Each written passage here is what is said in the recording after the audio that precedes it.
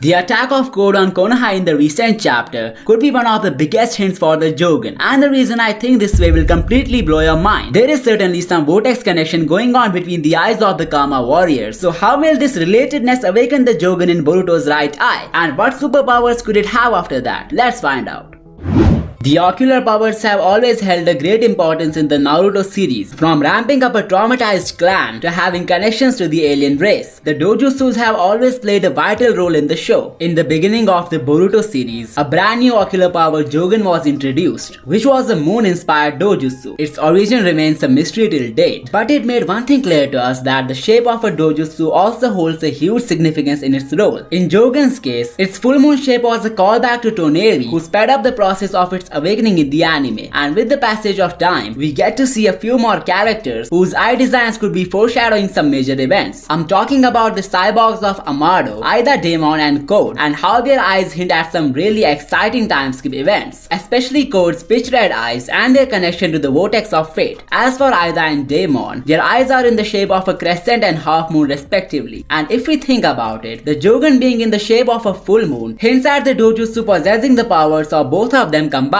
We also get to see a clue of this possibility in the latest chapter when Boruto appeared out of nowhere from the sky to stomp Code. This indicates him having the all-seeing power of clairvoyance, which is unique to the Senringan. However, the greatest symbolism lies in the pitch red eyes of Code and his fateful attack on the leaf. There is an interesting parallel between the symbolism of the blood moon and Code's character that cannot be ignored. If this connection was intentional, then it proves the brilliance of Kishimoto's work. The ancient Mesopotamians believed the blood moon was an omen foretelling death and overthrow of the king. In the Christian Bible, it is referred to as a sign of the apocalypse and an indicator of the end times. Taking Code's metaphorical red eyes into consideration, it seems like his recent attack will lead to a cataclysm in Konoha. Assuming the king has already been overthrown by Kawaki and the village facing casualties during this invasion, the blood moon symbolism is actually making sense. So how does this warlike situation hint at the awakening of the Jougan? In order to understand this, we will need to dig into the history of Gonkoro Kagemasa, who seems to be one of the inspirations for the character of Boruto. The reason I think this way is because in the same episode where Jougan was prophesied by Toneri, Boruto was watching a movie where the superhero's name is Kagemasa. This character seems to foreshadow the future of Boruto and his role in the time skip. The real Kagemasa also drops a huge hint for the Jougan awakening, but let's first understand the fictional one for the Pure Eye's potential power. I think it was a deliberate attempt made by Kishimoto to include this character in the same episode where Toneri revealed his prophecy. Kagemasa is known to possess a special power known as the Evil Eye, which helps him to fake his death in the movie. We then get to see the Evil Eye in action as Kagemasa stops time to take down all the bad guys. He says his eye binds everything and destroys the evil it sees. He also refers to it as a benevolent eye, which spares hostages. This episode was supervised by Kishimoto himself, so the events foreshadowing the future is not out of question. First and foremost, the connection of the Evil Eye and Jougan stems from Boruto being the victim of omnipotence. He is regarded as the evil person across the world due to reality shifting, which also makes his Jougan the Evil Eye. Secondly, the power of the Evil Eye used by Kagemasa is way too similar to Momoshiki's time stoppage ability. So what if Momoshiki had been utilizing the Jougan's power whenever time stopped in the show? It would explain why his lines were different in the anime when he returned to give Boruto the Kama, simply because Kishimoto had finished writing the Jougan's plot when chapter 10 got adapted. That's why Boruto's Pure Eye is active the entire time in the anime sequence of Blue Eye's prophecy. So now that we know Jougan's power deals with time and Momoshiki might have only been using a fragment of it, we will be taking a look at its potential abilities in a moment. But before that, there is one more thing from the superhero sequence that I would like to cover. Kagemasa calling his power a benevolent eye could act as one of the biggest foreshadowings for Boruto if he was teasing the Jougan.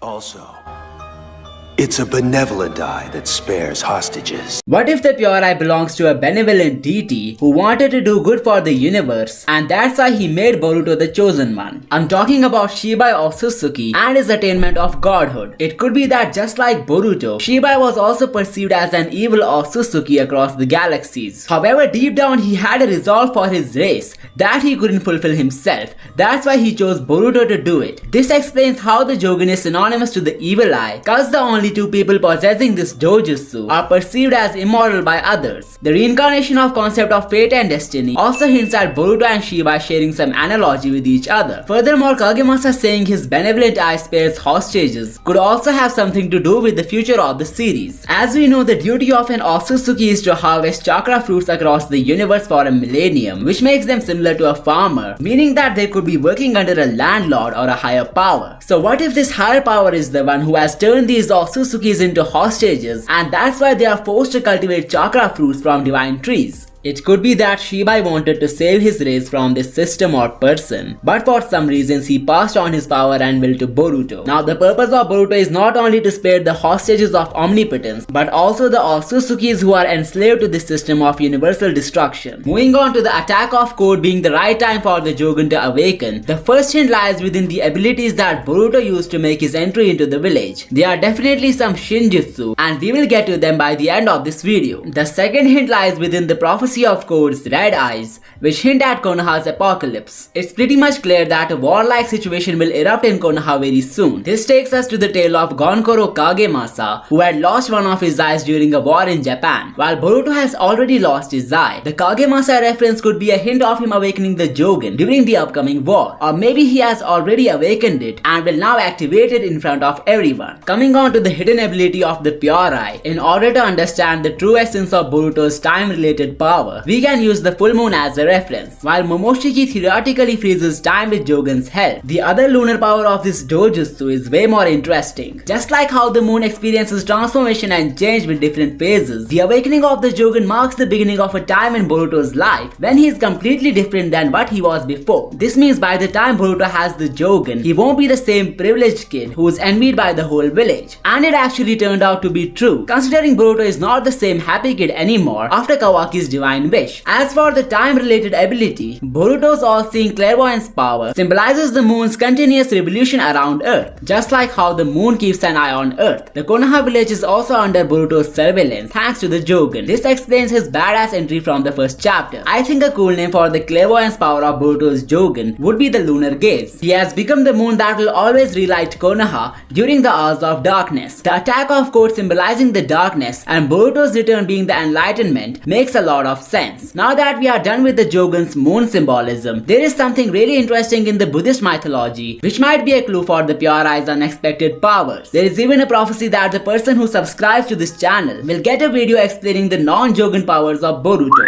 The Jougan seems to resonate with the concept of Abhinas from Buddhism. The term Abhinas translates to direct knowledge or higher knowledge, and it has been categorized into 5 parts. These 5 parts are 5 supernatural abilities that can only be attained with virtuous living and meditation. You will be surprised to know that these 5 Abhinas are way too similar to the divine concepts that we have seen in Boruto so far. For the Jougan, there is the Abhina, which is named after the dojutsu itself, known as the Divine Eye. The other 4 could help us to understand the powers of the Pure Eye, but this Abhina, known as the Diba-chaku, could hint at the origin of this mysterious dojutsu. It's pretty much clear that Kishimoto must have drawn inspiration from the Abhinas while penning down the plot of Jougan and the Otsutsuki gods. There's even a chance for the karma being related to this as well, since the Divine Eye seems to identify the karmic destinations of other people. But what exactly are these karmic destinations, and can they help us to unsolve the Jougan mystery? Well, in simple words, the Divine Eye lets an individual see through the fate of a person. It enables the user to look into the samsara cycle of another person, which means it helps them to see their fate,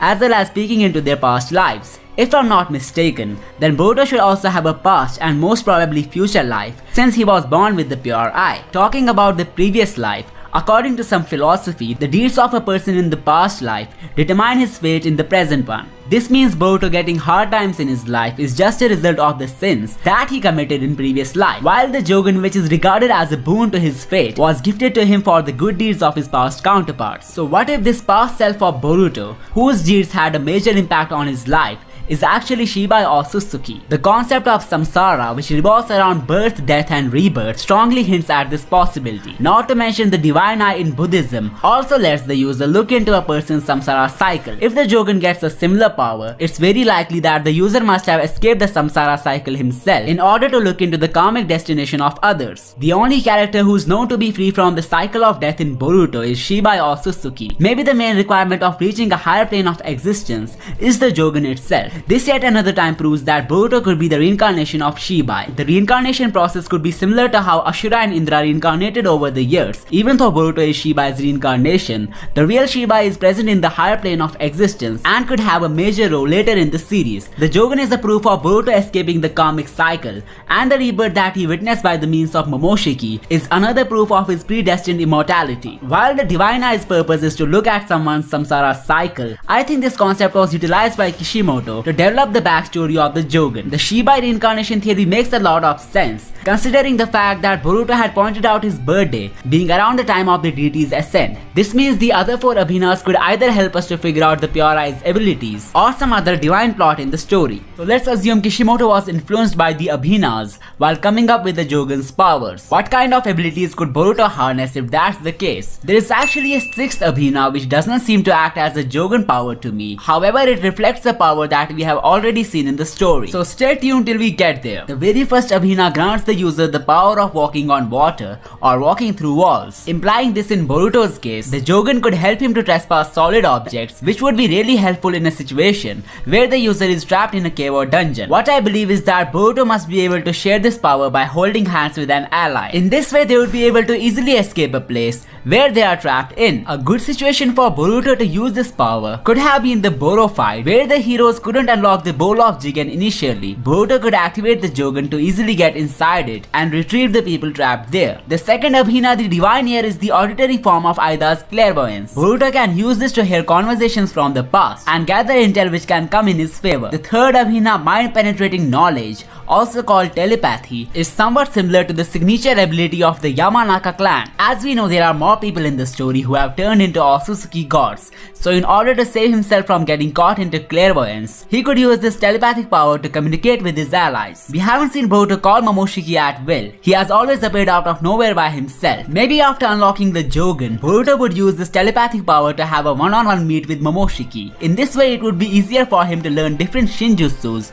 under the guidance of the Otsutsuki. The next Abhina is pretty interesting, and if it makes it into the story, it would end up as an even bigger plot twist than reality shifting. We know that Naruto and Sasuke were the reincarnations of Ashura and Indra, but they did not have any knowledge of their past lives. The same is the case for Hashirama and Madara, but the fourth Abhina talks about the ability to remember one's former abodes. In other words, it's the power of remembering the events of a person's past lives. This means Boruto can get to know the things that Shibai experienced and learned during his lifetime. It could help him when he decides to travel across the Otsutsuki world. He won't go there as a stranger, as he will be getting constant glimpses of past from Shibai's legacy that would help him to move forward. The thing that gives more weight to this theory has something to do with this statement of Boruto, alongside its connection to a widely known concept of rebirth. I'm talking about astrological reincarnation, which combines astrology and past lives. It is believed that the soul of a deceased person travels to find another vessel or body, and the specific circumstances of each lifetime are determined by the karmic imprints and lessons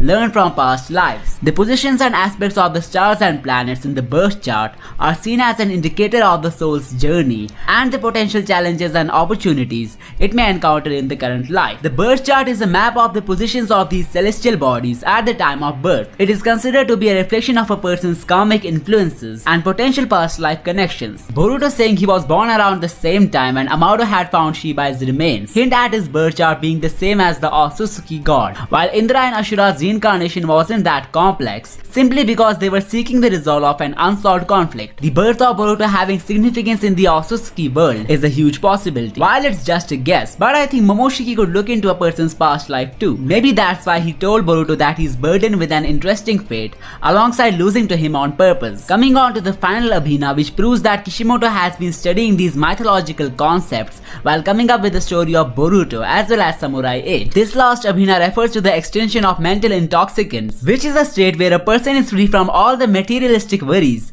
and mundane anxieties. It is followed by a state called Arhatship, which is the equivalent of reaching the Otsutsuki god stature. A person who has attained this stage has gained insight into the true nature of existence and has achieved nirvana. So could it be that Boruto has received Jougan training on the moon alongside learning new shinjutsus? Check out these videos to find your answers, and don't forget to subscribe for more amazing stuff. I will see you next time.